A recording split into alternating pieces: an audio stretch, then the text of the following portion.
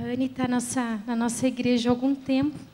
E só no Dia das Mães, esse ano, é que eu a conheci. Foi muito interessante que eu já tinha recebido o contato dela, até por conta do Lidera, para que ela fosse palestrante. E no dia que eu conheci, eu não tinha associado ao contato que eu já tinha recebido. E foi uma satisfação muito grande conhecê-la, conhecer a história dela. Então, hoje, com certeza, vai ser uma noite especial. Vamos orar, querida? Senhor Jesus, obrigada pela oportunidade que o Senhor nos dá de ouvir tudo que o Senhor tem feito na vida da Anne. Que Teu Santo Espírito use essa história hoje para nos inspirar, para nos renovar as nossas esperanças, o nosso ânimo, de que o Senhor é um Deus que faz milagres, Senhor, e às vezes nas mínimas coisas, coisas que sequer percebemos. Muito obrigada, Deus. Usa a Anne nessa noite. Em nome de Jesus, amém. Que bom que você deixou a sua casa para estar aqui hoje, porque você está entre amigas. Olhe para sua amiga e diga: que bom que você veio. Pode dar um abraço nela também, pode dar um beijo.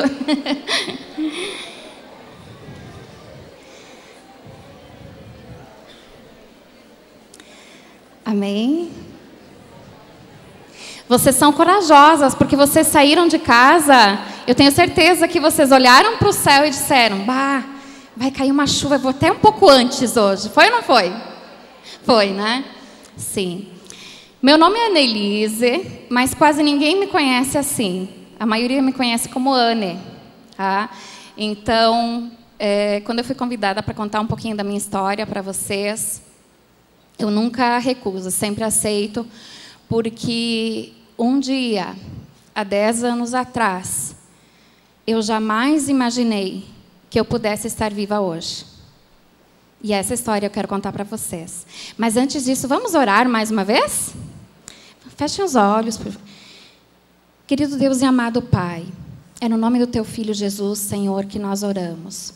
Eu te peço, Senhor, que o Senhor continue conversando conosco, ministre aos nossos corações, Senhor, e derrama, Senhor, o Teu Espírito sobre nós, Pai, para que nós possamos, Senhor, ter em nossos corações essa palavra de hoje, Pai, e que nós possamos, Senhor, ser luz para todos aqueles que nos cercam, Senhor. Em nome de Jesus, amém. Eu gostaria de fazer uma pergunta para vocês. Quanto tempo vocês acham que vocês vão viver ainda? Não precisa falar, só vai pensando. Quando eu era pequena, e eu acho que isso todas nós já fizemos, eu sempre ficava pensando: quanto tempo será que eu vou viver? Né? Ficava me perguntando, fazendo essa pergunta, né? E também eu pensava: como é que será que eu vou morrer? Como que será que vai ser? E há 10 anos atrás, no dia 30 de julho de 2008, numa segunda-feira, eu estava num leito, numa cama de hospital, na emergência do pronto-socorro desse hospital. E eu sabia que no dia seguinte eu ia morrer. Eu havia descoberto, alguns dias apenas, que eu estava com câncer. Eu estava com metástases, na verdade, do câncer, que é quando ele já evolui, quando ele já toma conta do corpo, quando ele forma colônias pelo corpo e essas colônias formam tipo raízes. O tipo de câncer que eu tive foi melanoma. E é um câncer que para a medicina não tem cura. Não existe cura. Eu estava no estágio 4 da doença, 5º é óbito. Então, naquele dia, eu sabia que no dia seguinte eu iria morrer. Eu fiquei sabendo disso. Os médicos me disseram isso. E é sobre isso que eu queria falar para vocês. Porque, como vocês veem, eu não morri. Mas eu aprendi o caminho da cura. Desde aquele dia. E também queria falar para vocês por que hoje eu entendo, por que eu cheguei naquele ponto. E é sobre isso que eu quero falar. eu preparei algumas fotos para facilitar. Não sei se precisa desligar as luzes aqui para ficar melhor. Talvez seria bom, né? Ainda quando eu era muito pequena, recém-nascida, meus familiares eles tinham o costume de se reunirem. Né? Eu nasci numa cidade lá pertinho de Porto Alegre, no Rio Grande do Sul. E eu sempre fui muito branquinha, né? Deu para perceber, né? Essas são as minhas primeiras fotos. Pode ir passando. Mais um pouco? Até aí. Então, desde muito pequena, eu sempre fui muito de prestar atenção no que as pessoas falavam. E eu sempre escutava as pessoas dizerem que eu era muito branca. Os meus cabelos, a minha pele. E aí tinha umas vizinhas lá na casa da minha avó que diziam assim, ela parece uma barata branca. Né? Quando eu entrei na escola, as outras crianças assim eram brancas, mas não como eu.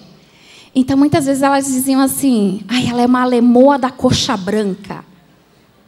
Né? E, sabe, aquilo foi entrando no meu coração. Eu pensava assim, puxa vida, então pessoas que são muito brancas, que têm um cabelinho branco, elas não são bonitas. Naquela época não se usava a palavra bullying. Hoje se usa.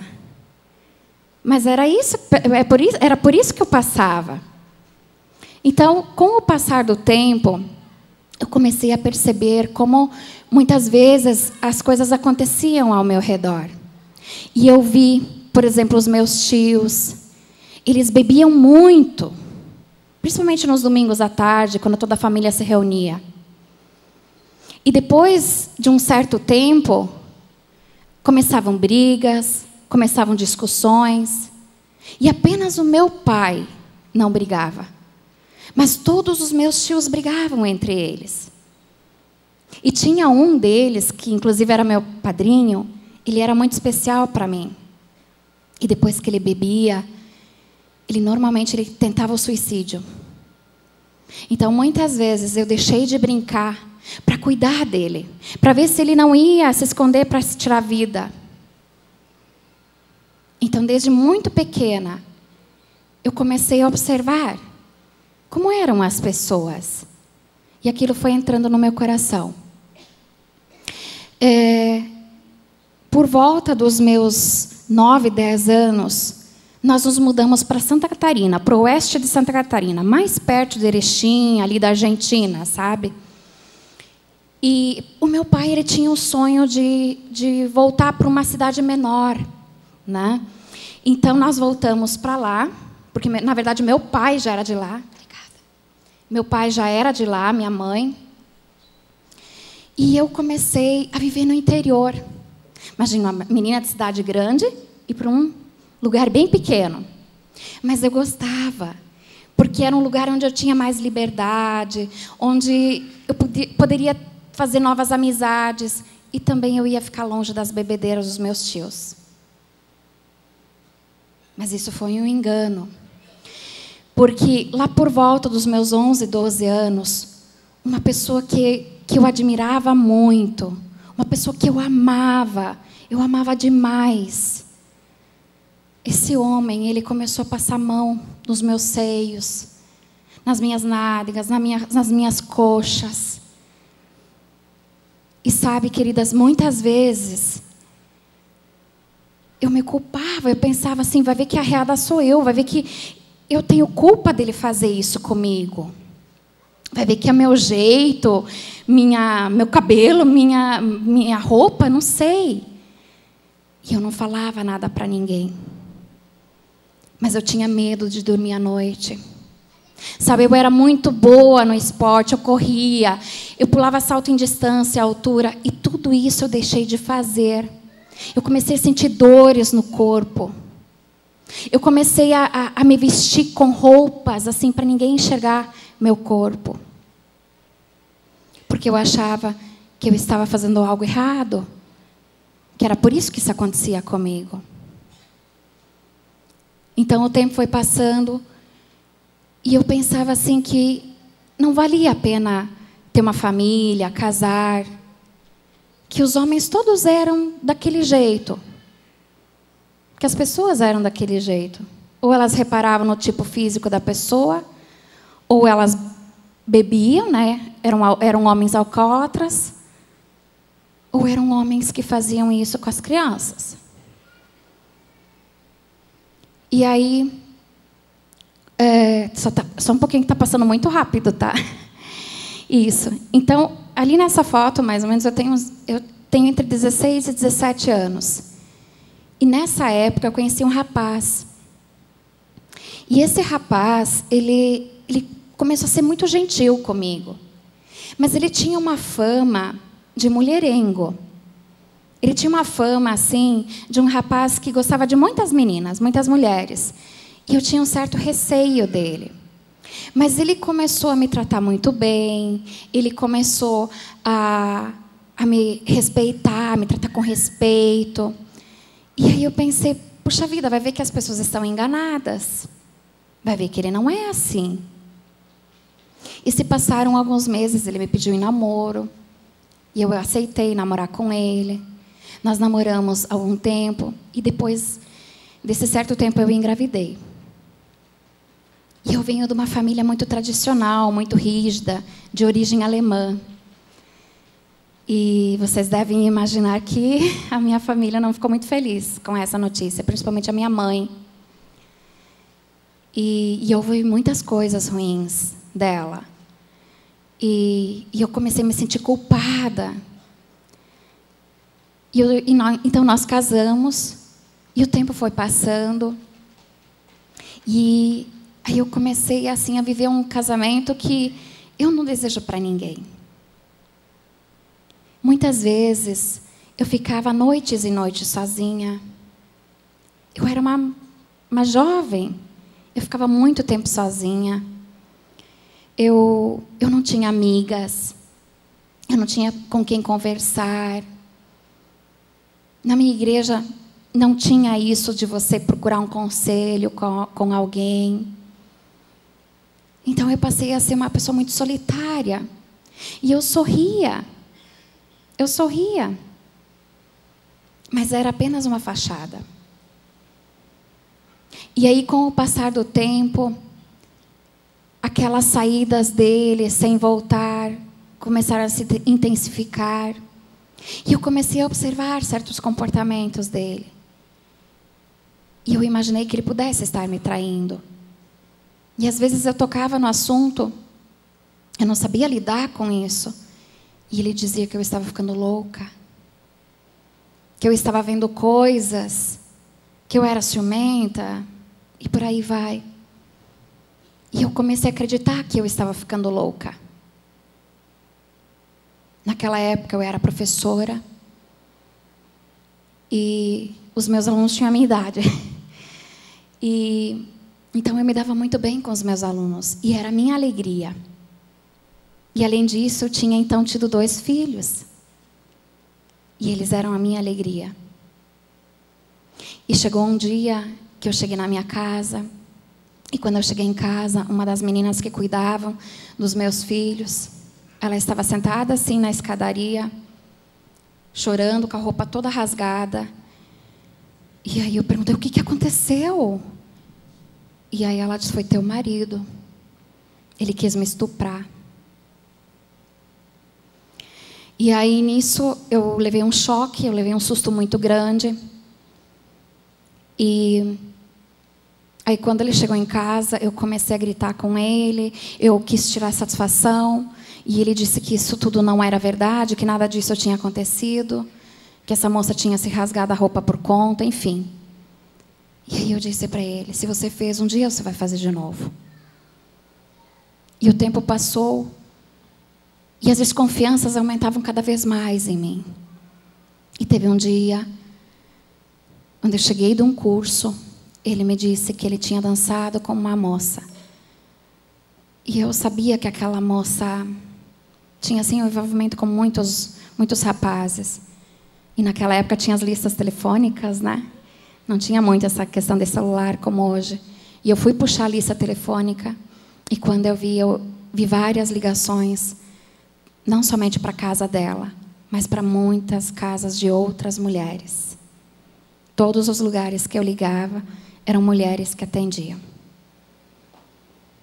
E aí eu me separei e eu morei mais um tempo naquela comunidade pequena e depois eu me mudei para Concórdia, que é onde eu vivia a maior parte da minha vida.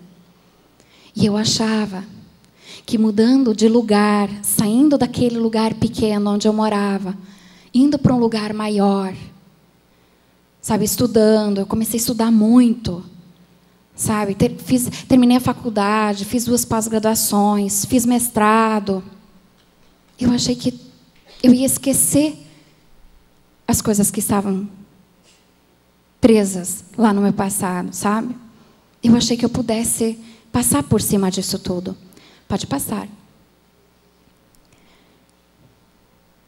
Então, no meu coração, eu dizia assim para mim mesma,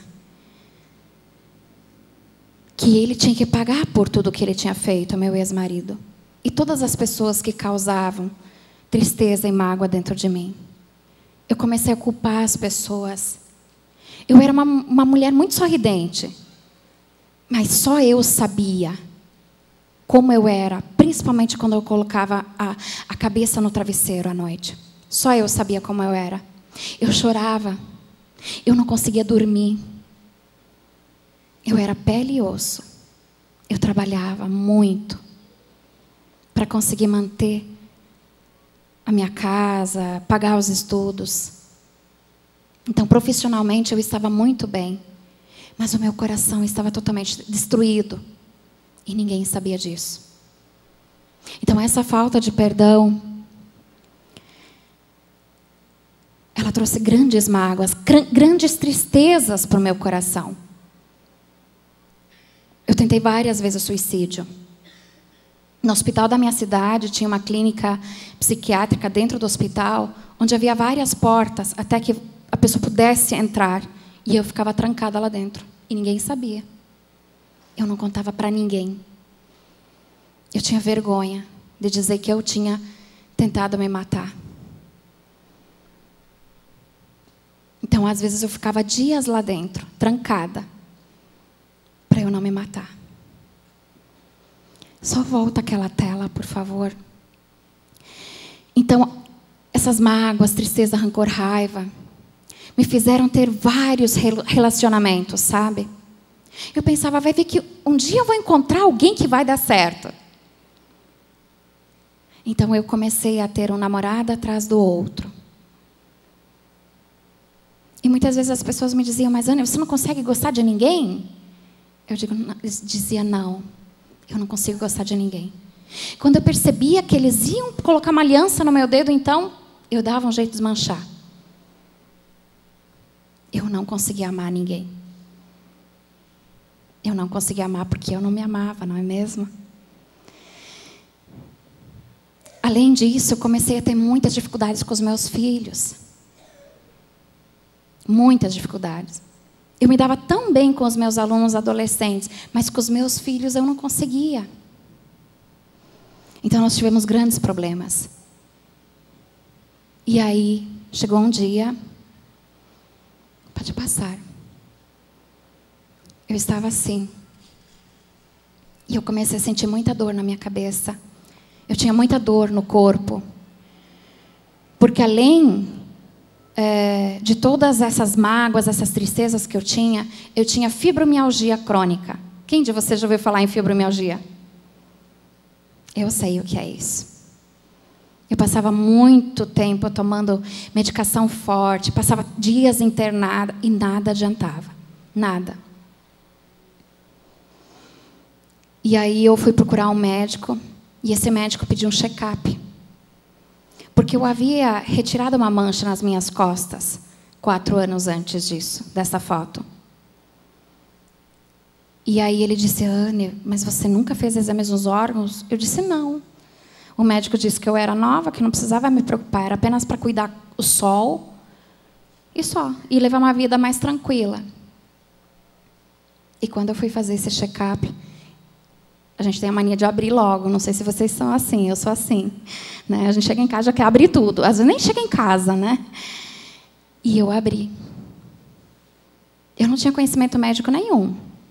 Mas o que aqueles exames diziam, eu vi. Eu sabia exatamente o que estava escrito lá.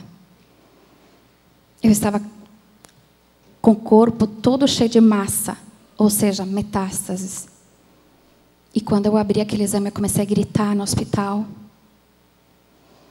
E depois disso, em poucos dias, eu passei por vários médicos do Brasil inteiro.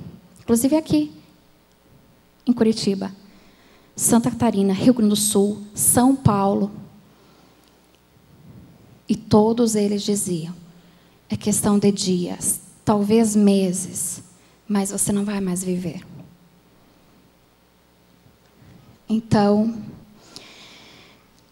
tudo aquilo, a depressão profunda, as tentativas de suicídio, a fibromialgia crônica, a febre reumática, tinha febre reumática, o câncer. Tudo aquilo, naquele dia que eu estava deitada naquela cama de hospital, eu fiz uma análise da minha vida, de tudo que eu tinha passado. E eu lembrei de uma história que o Marcelo havia me contado apenas alguns dias, porque eu conheci o Marcelo, que hoje é meu esposo. Tinha conhecido ele alguns dias antes, quando ele me pediu em namoro. E eu disse, não posso namorar contigo porque eu vou morrer.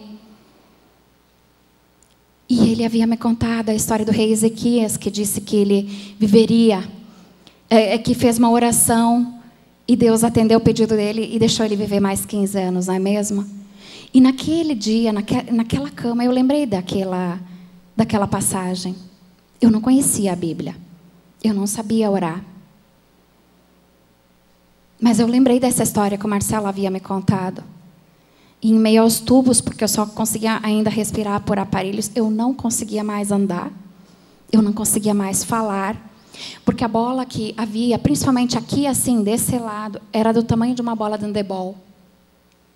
Aqui assim, no meu pescoço, sabe o meu dedo? Ele é bem fininho, esse pequeno.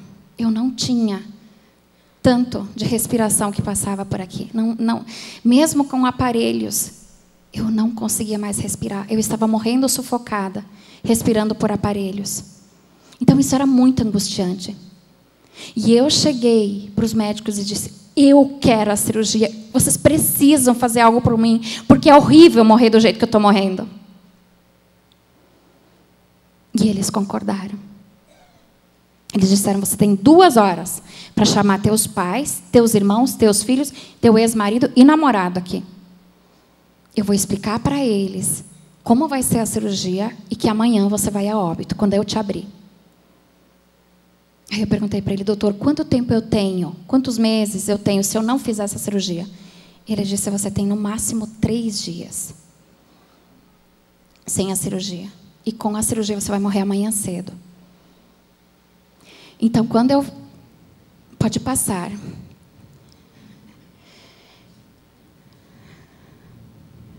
Pode... aqui não vai aparecer para vocês. Então, pode passar mais um pouco? Eu perdi o rumo da minha vida. O sentido para mim. Tudo era como se eu tivesse perdido o chão. Eu estava no auge da minha carreira. Estava com uma bolsa de doutorado na minha mão para fazer doutorado. Eu tinha os meus filhos pequenos na adolescência. Eu tinha achado um cara legal, que era o Marcelo, até que enfim. Eu amava dar aulas, mas eu ia morrer. Então, no dia seguinte, quando eu entrei no centro cirúrgico, o médico ainda pediu, você não quer desistir? Eu disse, não. Eu preciso que vocês tirem isso de mim. Ele disse, você sabe que você vai a óbito numa hora que eu te abri, não sabe? Eu disse, eu sei, mas eu prefiro tentar algo. E aí, quando eles me anestesiaram, não vi mais nada.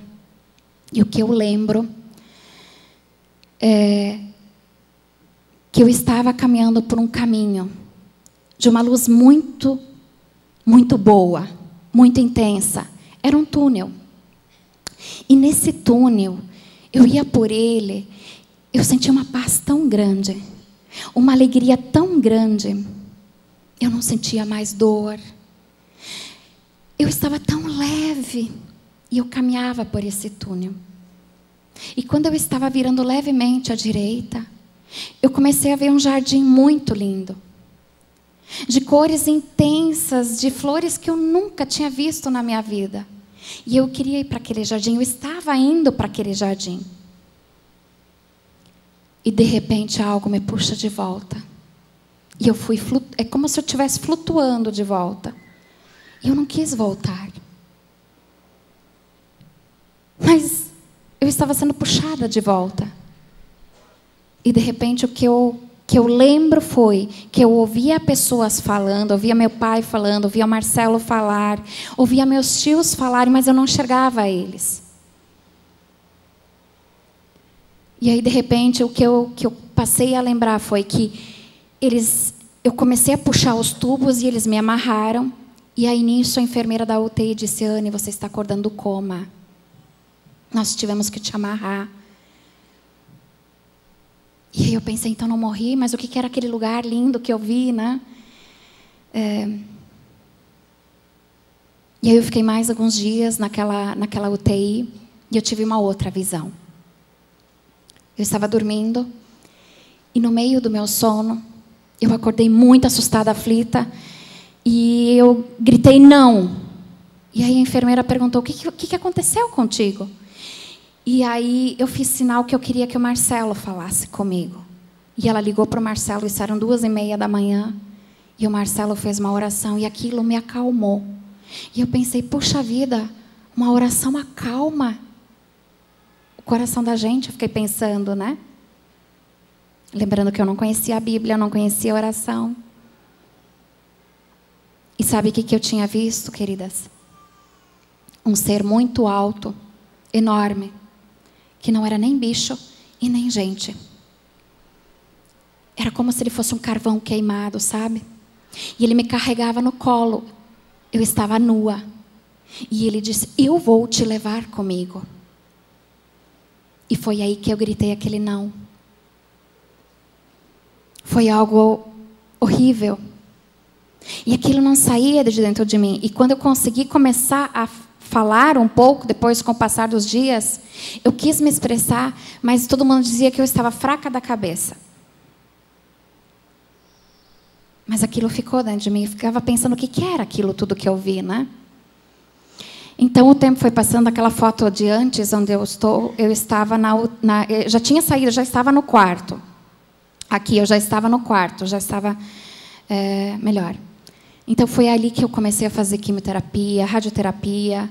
Eu fiz muitas cirurgias. Foram mais de 100 pequenas cirurgias e 11 grandes para tirar o câncer. Tirava de um lado, saía do outro. As metástases não diminuíam. Pelo contrário, saíam em outros lugares. Nada me curava. Pode pôr aquela da cama, por favor? Aqui. Essa foto eu não quis tirar. Mas meu filho insistiu para tirar. Ainda bem que ele tirou, né? Que, senão eu não teria fotos para mostrar hoje. Mas aqui, dias depois, eu estava com meu fígado desse tamanho. Muito duro. De tanta medicação que eu recebia, né? E eu estava com muita dor. E eu fui consultar com o meu oncologista e ele me disse, Anne, tudo que nós podíamos fazer por ti, nós fizemos. Até mais. E aí eu olhei para ele, pois é, doutor, e eu não morro, né? Ele disse, a gente não consegue entender. E aí ele disse assim, o que eu posso fazer agora por você é mais nada. Agora, o que eu posso fazer é te sedar. Para que você tenha uma morte mais tranquila aqui no hospital. Que é o que a gente faz quando não se tem mais o que fazer pela pessoa. Para que você tenha minutos finais, dias finais melhores. Isso era em final de 2010. Pode passar. Mais um pouco. Então, o que aconteceu? Eu não quis morrer no hospital. Naquele dia, a ambulância havia me levado. Eu fazia tratamento pelo SUS. Minha mãe dormia no chão para me cuidar. Só que, sabe, quando as pessoas elas convivem muito tempo com uma pessoa que passa por um processo de tratamento longo, como câncer, elas muitas vezes também passam a ficar doentes. Muitas vezes elas acabam desistindo, sabe? Porque cada um tem a sua vida. E como já fazia 2 anos e meio, quase 3 anos que eu estava naquela luta, não morria,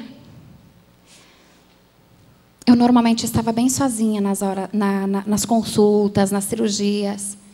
E os médicos sempre me perguntavam: Anny, você não trouxe ninguém? E eu tinha vergonha de dizer que ninguém queria vir comigo. E naquele dia, quando o médico me disse que ele preferia me sedar para que eu tivesse uma morte mais tranquila, eu estava completamente sozinha. Então, sozinha, eu tive que tomar a decisão e eu disse: eu quero morrer na minha casa.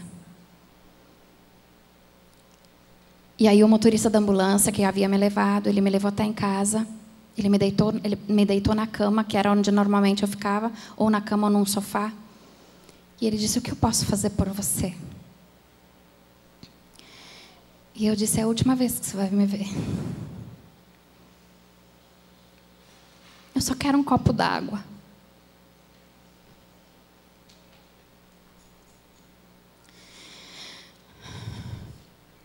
E aí ele saiu, e normalmente eles faziam assim, ou eles deixavam a porta aberta do apartamento, ou eles trancavam e jogavam a chave por debaixo da porta. Meu irmão tinha uma chave reserva, às vezes ele entrava assim. Ou as pessoas, ou quando eu conseguia, eu abria. E naquela época não tinha WhatsApp como hoje, mas tinha SMS. E eu mandei um SMS para uma mulher que eu havia conhecido uns dias antes.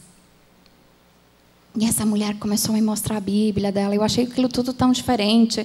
Pensei: nossa, Bíblia de mulher, Bíblia colorida. E daí ela me mostrou os CDs que ela estava ouvindo. E eu lembrei daquela mulher. E aí eu mandei um SMS para ela dizendo assim, que eu ia morrer. Que eu não sabia se ia passar daquela noite ou não, mas eu ia morrer. E aí ela disse: Anny, eu e as minhas amigas podemos ir até aí? Eu disse: claro. Então elas vieram. E aí elas me falaram: Anny, nós fizemos parte da igreja tal, era uma igreja evangélica. Nós temos o nosso pequeno grupo, nossa célula, nós estamos orando por você. O pastor está orando por você. E, queridas, eu vou dizer uma coisa para vocês. Eu tinha muito preconceito contra a igreja evangélica, de crente. E quando eu soube que aquele pastor, que eu fazia maus pensamentos, estava orando por mim, que elas estavam orando por mim, eu fiquei com vergonha.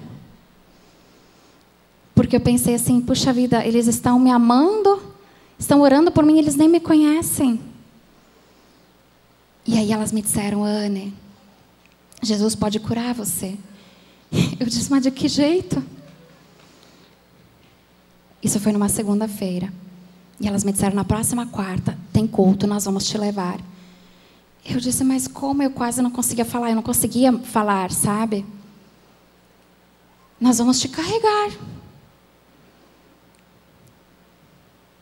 E elas me carregaram. Literalmente me carregaram. Era uma igreja assim, porque Concórdia tem muito morro, né? Então era uma igreja assim muito grande. E elas entraram pelo corredor do meio e me sentaram assim. E ficavam me segurando do lado, porque eu não conseguia mais ficar sentada. Eu era pele, osso. Sem cabelo, os meus dentes soltos. Eu carregava um pacote de plástico para todo lugar que eu ia, porque eu vomitava o tempo inteiro. E elas disseram: você pode levar, nós não temos nojo.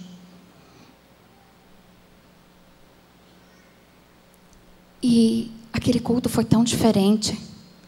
Foi tudo tão diferente para mim. Eu nunca tinha participado de um culto assim. E uma das canções que me marcou foi: para meu Deus não existe impossível, pois para tudo Ele tem solução. E eu chorei muito quando eu ouvi essa canção. Porque eu olhava para o meu corpo e pensava: como para tudo Ele tem solução? Para mim? Como é que Ele vai ter solução para mim? Olha como eu estou podre, morta, sem sonho, sem vida, sem esperança, sem saúde. E aí, quando terminou aquele culto, elas me levaram até o pastor. E o pastor perguntou o que eu tinha, eu respondi. E ele disse, bom, já que a medicina não conseguiu te curar, quem vai te curar vai ser o Senhor Jesus. E você vai contar isso para todo mundo. E aí eu disse, mas o meu câncer não tem cura. Ele disse, nunca mais diga o meu, porque ele não é seu. Ele não é seu. E Deus tem um propósito com a sua vida. E aí eu não entendi por que eu não podia dizer que o câncer não era meu, entendem? Eu não tinha noção dessas coisas. E aí ele me falou, tinha uma vez um rei chamado Ezequias, e quando ele contou essa história, eu lembrei que era a mesma história que o Marcelo havia me contado. E o tempo foi passando, e teve um dia que uma das histórias que me marcou está em Marcos. Eu deixei ali para vocês, se vocês quiserem anotar. Em Marcos 5, versículo 24. Jesus ele estava perto de um lago e havia muitas pessoas ao redor dele. Né? E, de repente, aconteceu algo. Eu sei que muitas de vocês já conhecem essa passagem. Mas, talvez, muitas de vocês nunca ouviram. Então, eu gostaria de ler para vocês. Uma grande multidão seguia Jesus, né? O seguia, e o comprimia.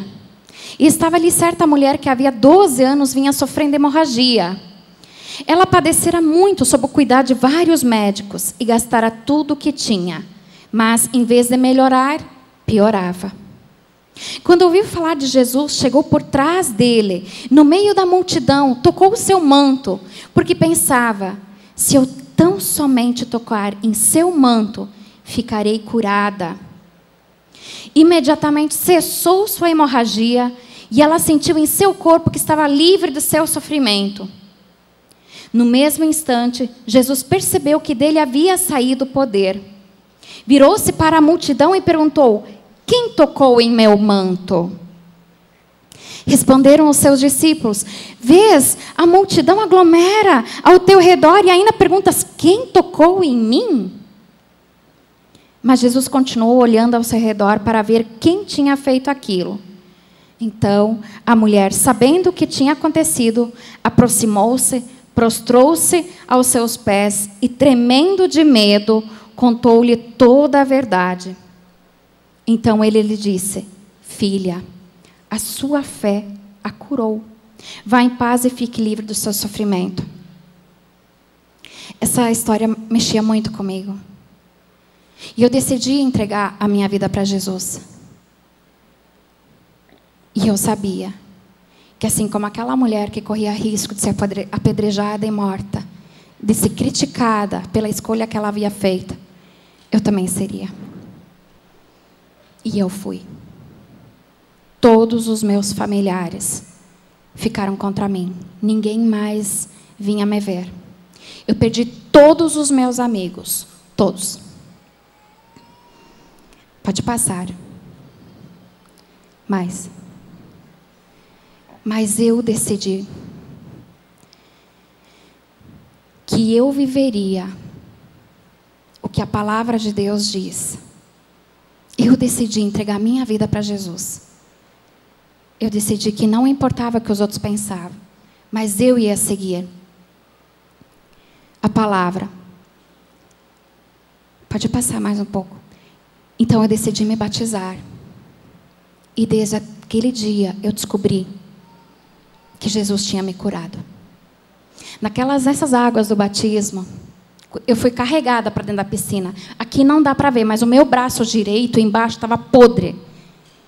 Eu tinha recém feito rádio. Isso aqui foi num domingo. Na sexta eu tinha feito rádio. E quando esse pastor fez a pergunta se eu aceitava Jesus como meu Senhor e Salvador, aquele sim, acho que foi a melhor resposta que eu pude dar na minha vida. Eu saí daquela piscina diferente. Porque eu sabia que eu tinha um tesouro dentro de mim. Pode passar. Então eu escolhi. Eu sabia que eu ia ter uma vida nova. Eu sabia que Deus ia me dar essa vida nova. Mas eu tinha que rejeitar todo medo e toda dúvida. Porque meu corpo não dizia isso. Pode passar. Pode passar. Então, certo dia, eu já estava 4 meses naquele processo de aprender as coisas. Eu e o Marcelo, nós estávamos brigados, porque a gente brigava muito. E eu tive um sonho, e nesse sonho dizia que eu tinha que ligar para ele, para perdoá-lo. E como eu queria começar a fazer tudo certinho, né? Eu liguei para ele, nós voltamos a conversar e nós nos casamos. Pode passar. É que aqui não aparece, né? Então, nós nos casamos. Pode passar. E logo no início do casamento, eu percebi algo muito ruim. O Marcelo era uma pessoa que conhecia a Bíblia de cor. Ele orava todos os dias. Mas eu comecei a perceber que ele não vivia aquilo que a Bíblia falava. Porque então eu comecei a ler a Bíblia dia e noite, sabe? Eu queria saber o que tinha lá dentro que eu não sabia. E aí as pessoas começaram a me explicar que ele era uma pessoa desviada. E começaram a me explicar que era muito difícil uma pessoa assim se voltar novamente para Deus. E que eu ia sofrer muito. E, queridas, eu não sei se a minha maior luta foi contra o câncer ou com aquele casamento que eu estava tendo. Muitas vezes eu pensei em me separar. Muitas vezes eu pensei em desistir daquele casamento. E aí chegou um dia que eu tomei uma decisão. Que eu não ia me separar. Mas que eu ia pôr meu joelho no chão. E que eu ia confiar na palavra de Deus. Que eu ia apostar naquilo que Deus diz. Que Ele ama a família. E foram anos para Deus mudar o coração dele. Mas Deus começou a mudar ele. Pode passar. Então, eu já tinha tido 2 filhos. Mas eu sabia que o Marcelo tinha o desejo de ser pai. Ele havia perdido um filho do casamento anterior dele. Então, eu disse para ele que eu tinha o desejo de dar um filho para ele. E aí ele disse: olha, eu não me importo com isso, porque os médicos sempre dizem que você não pode engravidar. Porque o melanoma, ele é um câncer assim. Se você engravida, as metástases, elas podem voltar para o teu corpo e atingir o bebê. Elas passam pela placenta e o bebê nem nasce, ou se nasce, já nasce com o câncer, né? Eu sabia disso tudo. E aí eu disse um dia para mim mesma: eu vou orar. E eu pedi para Deus. Eu disse: Senhor, eu gostaria muito de dar um filho para o Marcelo. Eu sei que o meu corpo, para a medicina, não pode, mas o Senhor Jesus me curou. Então o Senhor Jesus também pode me dar um filho. Dias depois, eu estava grávida. E eu não fui no médico, porque eu sabia que eu ia ouvir poucas e boas. Eu esperei até o 4º mês. E aí eu fui procurar meus oncologistas e mostrei o teste de gravidez. Eles quase caíram de costas. Não me xingaram, porque eu achava que eles fossem me xingar. E aí a cidade inteira ficou sabendo que eu estava grávida. Uma cidade de 80 mil habitantes, as pessoas se conhecem, né? E a minha médica não quis mais cuidar de mim. Ela começou a dizer que não tinha estrutura na nossa cidade e colocou diversos empecilhos. E ela disse que eu tinha que vir ou para Curitiba, Blumenau ou Chapecó, que eram as cidades que ela achava que podia ter uma boa estrutura para mim. E eu fui conversar com a pastora da igreja e ela disse: irmã, vai, ela não tem a tua fé, faça o que ela te pede. Eu disse: mas pastora, são mais de 10 médicos que eu preciso, porque vários órgãos, queridas, eu não tenho mais ou não tenho partes. Então, precisava ser médicos para todas daquelas áreas. E aí eu escolhi para Chapecó, que era o mais perto. E lá eu encontrei uma médica que cuidou de mim. Pode passar.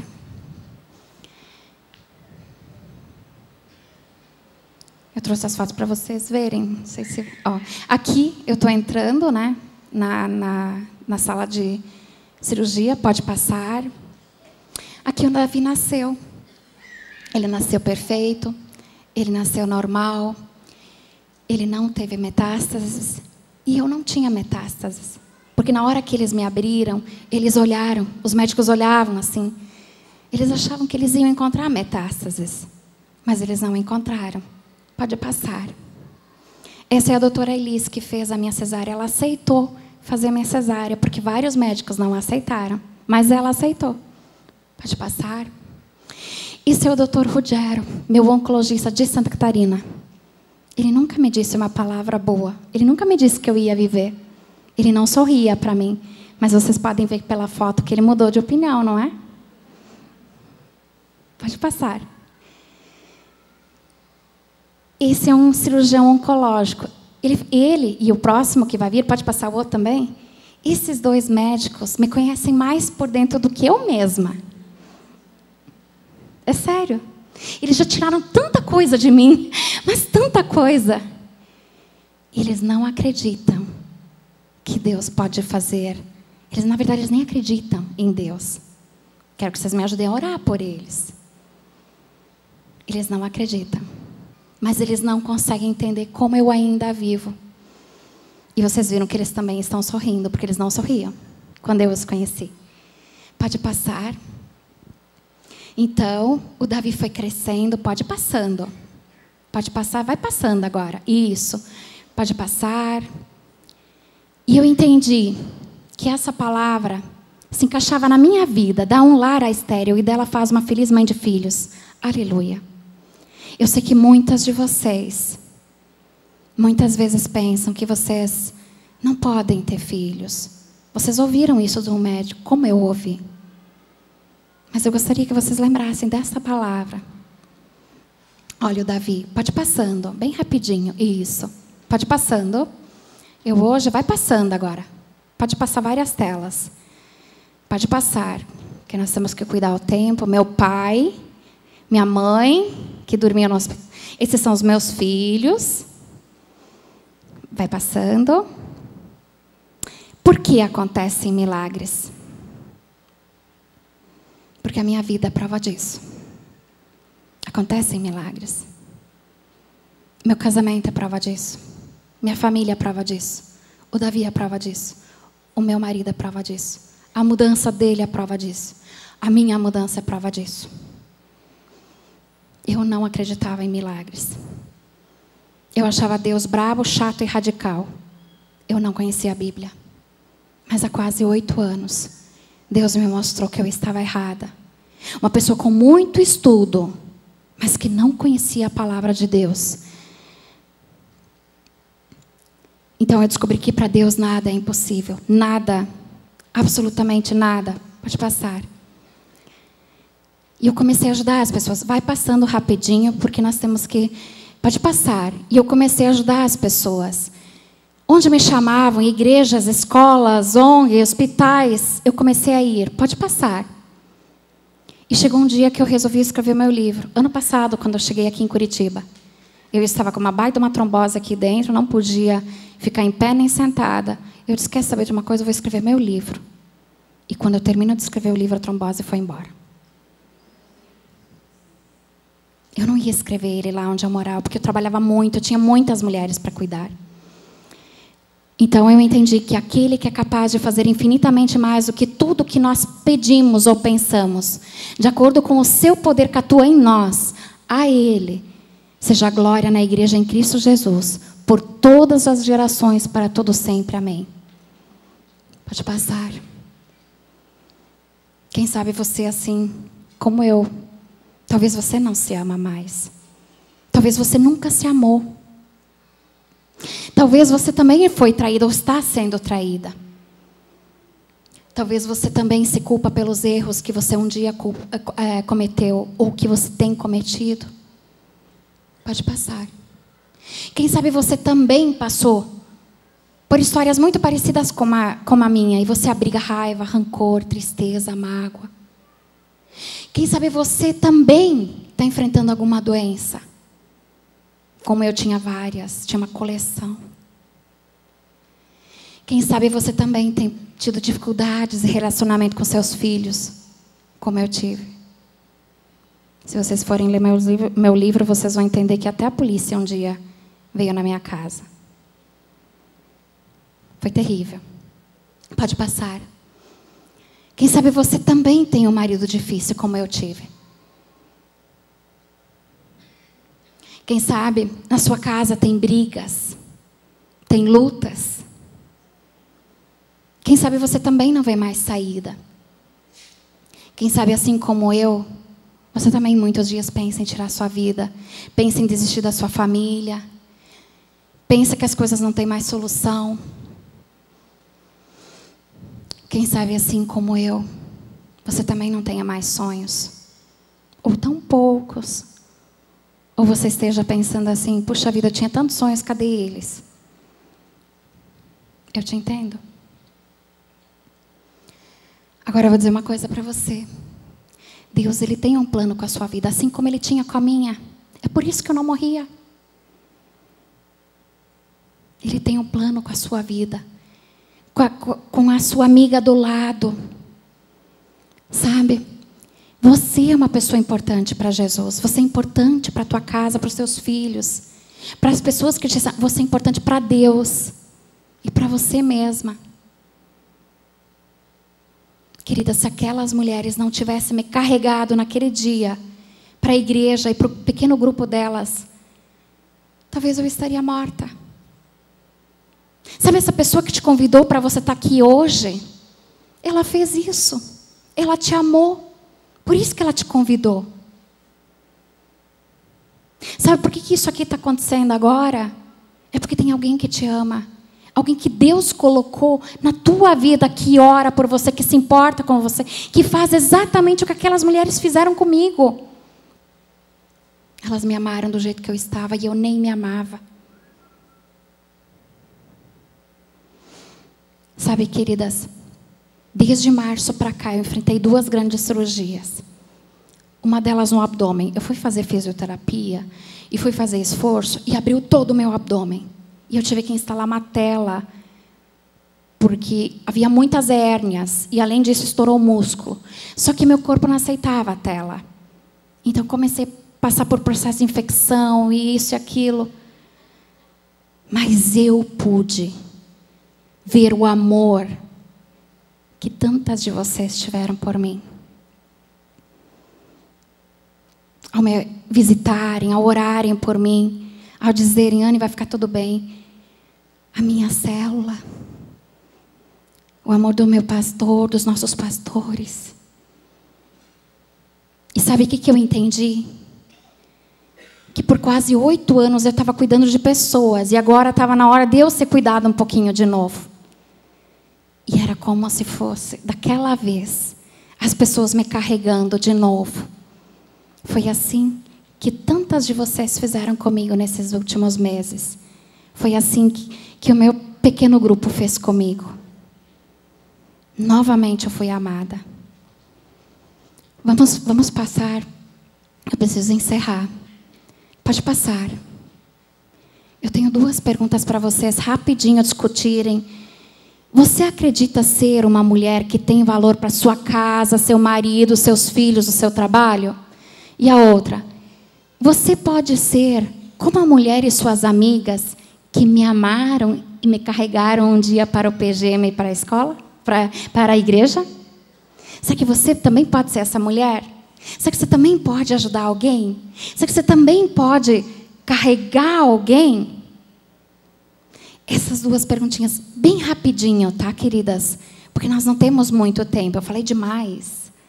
Tá? Então, se reúnam ali num pequeno grupo. Tá? Oi? Acender a luz, isso.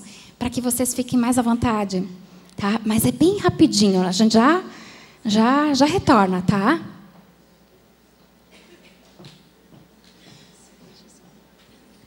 Se você veio com a tua célula, se junta rapidinho, vira. Eu vou pedir só para deixar na tela as duas perguntas. Isso. Para que a gente possa conversar com quem está do teu lado.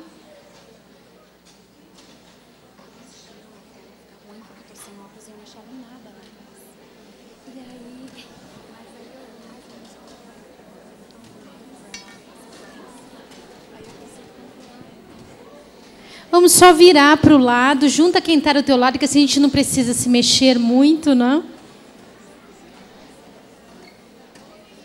Quem ainda não colocou o nome na lista? Então vá lá até a Bia ali, ó, pega. Alguém mais não colocou o nome na lista?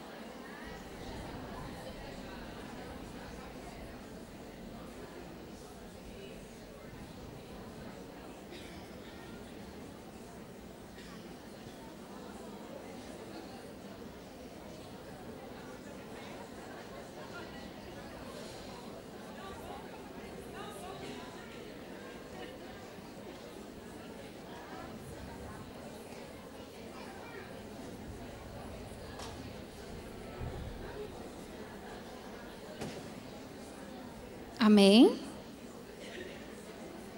Deu tempo? Não? Sim? Não? Mais um minutinho? Tá.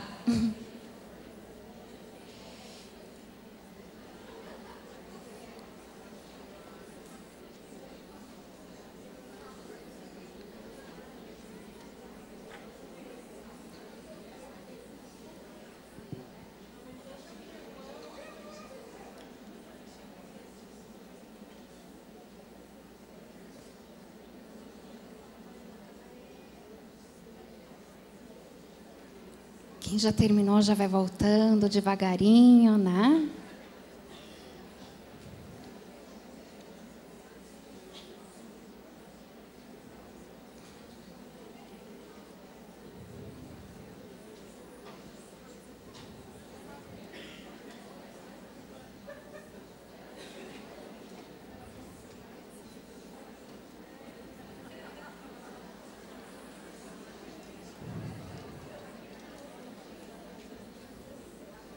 Amém? Vamos voltar então? E aí, quem é uma mulher de valor aqui? Sim.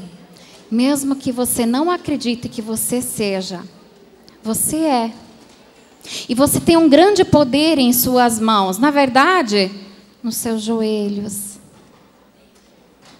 Você tem uma arma poderosa, que é a palavra de Deus. E o mais importante, você tem Jesus do teu lado sempre. Ele é teu amigo. O Espírito Santo, Ele está pronto para te ajudar em todas as situações. Não importam elas quais sejam. Eu gostaria que você agora fechasse teus olhos. Não sei se podemos fechar a luz. Eu gostaria de orar por nós, por esse momento. Jesus, Ele ama você. E Ele quer realizar grandes milagres em sua vida. Todos os dias, desde o dia que você nasceu, aconteceu um grande milagre. Muitos milagres Jesus quer fazer na tua vida que talvez você nem imagina nesse momento. Mas Ele quer. Querido Deus e amado Pai, na tua palavra diz que eu posso todas as coisas em Cristo que me fortalece. Obrigada, Senhor Jesus, porque um dia o Senhor morreu por cada uma de nós naquela cruz. E o Senhor ressuscitou. E o Senhor está nos esperando de braços abertos para pedirmos a Deus em teu nome, para que o Senhor realize grandes e pequenos milagres em nossa vida. Não importa o tamanho. Senhor Jesus, obrigada. Atende os pedidos do coração de cada uma dessas mulheres que estão aqui hoje, que deixaram as suas casas, deixaram filhos, marido, enfim, Pai, eu não sei, para ouvir uma palavra, para participarem desse encontro entre amigas. Senhor, honra essa busca delas, porque elas fizeram como aquela mulher que durante 12 anos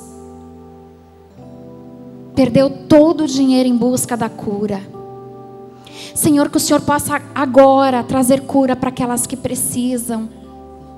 Do seu coração ferido, do seu corpo ferido, da sua alma ferida.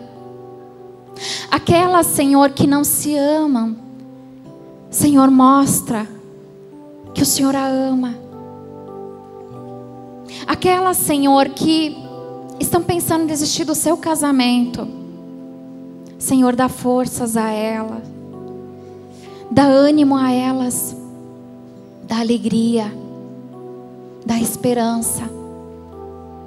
Aquelas, Senhor, que estão tendo problema no seu trabalho ou com seus filhos, que já não vem saída, Senhor, traga, Senhor, agora um bálsamo, Senhor, a elas. Se há aqui alguém que nunca aceitou Jesus no seu coração, de olhos fechados, levanta o seu braço e diga: Senhor Jesus, eu te recebo como meu Senhor, como meu Salvador. Toma minha vida em tuas mãos. Faz tudo aquilo que o Senhor quer fazer da minha vida. Transforma-me, dá uma vida nova, Senhor Jesus. Se nós temos aqui alguém que de repente está afastado dos caminhos de Deus, que um dia já era tão amiga de Deus, mas que agora está afastada, que essa pessoa levante a sua mão, de olhos fechados, ninguém está vendo, é só você e Deus. Diga assim: Senhor, eu quero voltar a ser tua amiga, me ajuda. Eu sei que o Senhor me ama, eu sei que o Senhor só está esperando dizer: Senhor, eis-me aqui, eu quero voltar.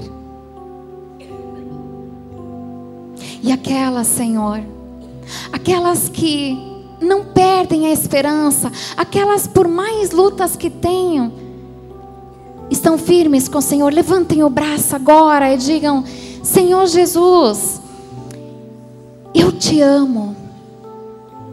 Eu sei que o Senhor tem cuidado de mim. Eu posso todas as coisas em ti, Senhor Jesus. Se alguém de vocês precisa de uma cura, ou precisa de um grande milagre, ou de um pequeno milagre, eu convido você agora para que você venha até aqui na frente. As líderes vão estar orando por você. Não tenha vergonha. Não fique envergonhada. Nós somos amigas, estamos entre amigas. Estamos aqui para ajudarmos umas às outras. Venha, venha com fé.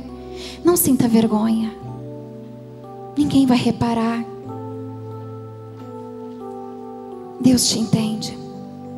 Ele sabe o que passa em teu coração, na tua vida, na tua casa, lá no teu travesseiro, quando você coloca a cabeça no teu travesseiro. Pedir que as líderes de células, coordenadoras, supervisoras da equipe de mulheres venham aqui conosco nos ajudar, orando pelas mulheres que estão aqui.